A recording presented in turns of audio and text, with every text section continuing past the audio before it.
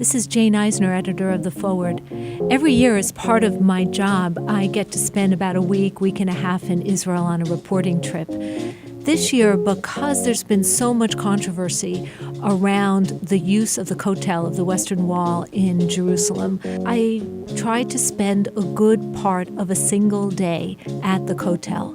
The day I picked was Thursday, June 20th. Also, a Thursday is an interesting day because it's one of the 2 weekdays, along with Monday, in which the Torah is read. But it's not a holiday, it's not Shabbat, so it has more of an ordinary feel.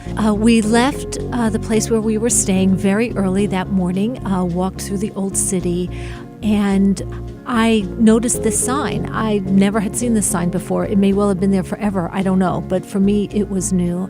Then you walk through the alleyways and get to the plaza, go through security, and there is this amazing space. The Kotel itself is, as we know, just really the retaining wall to the ancient temple. This is the western part of it.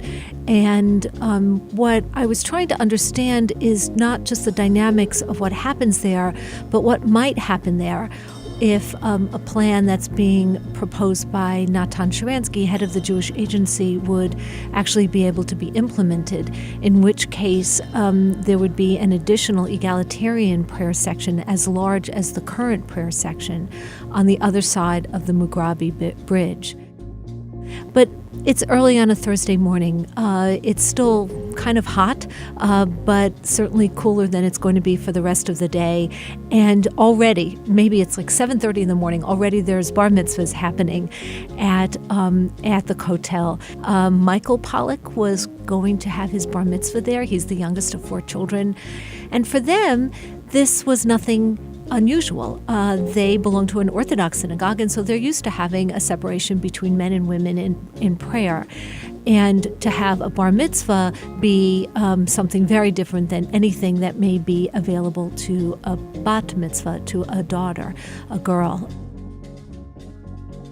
But all around you, once you go into the women's section, you see other families in which the bar mitzvah is happening on the men's side of the mechitza, of the fence that separates the women and men's sections.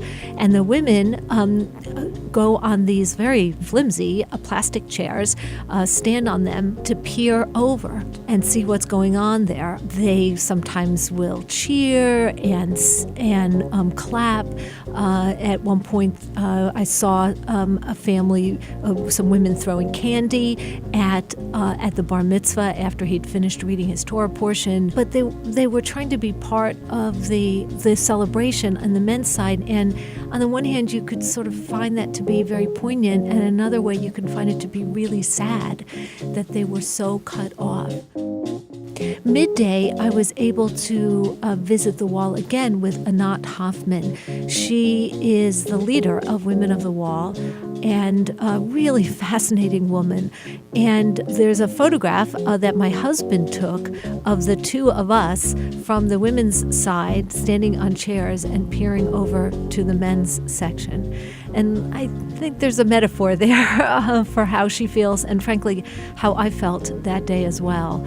But it's also important to remember that the Kotel has a public function. And during one of the times that we were there, later in the day, there were ceremonies for soldiers from the IDF, from the Israel Defense Forces, who were completing a segment of training for their combat engineering unit there.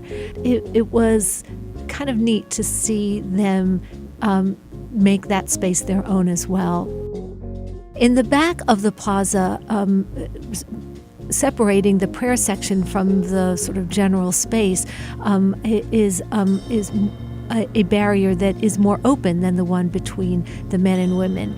And I tried at different points of the day to kind of peer through the gate and to see what it might be like to be both at the men's section and the women's section. And one of the things that you learn, and there's a couple of photographs in this photo essay about that, is that because the men's section is so much bigger than the women's section, that actually prayer is way more crowded on the women's side than the men's side. At least in my experience there were always women crowding up to every open space just in front of the old stones. And that was not the case with the men. Still, there's no doubt that there is space and time and room for private prayer on both sides. And I just leave you with, I think, a very haunting picture that my husband took of a new soldier, clearly someone from an Ethiopian family who was praying by himself. And that was my day at the Kotel, June 20th, 2013. Probably a day like many others, and yet for me, it was really a special and revealing time.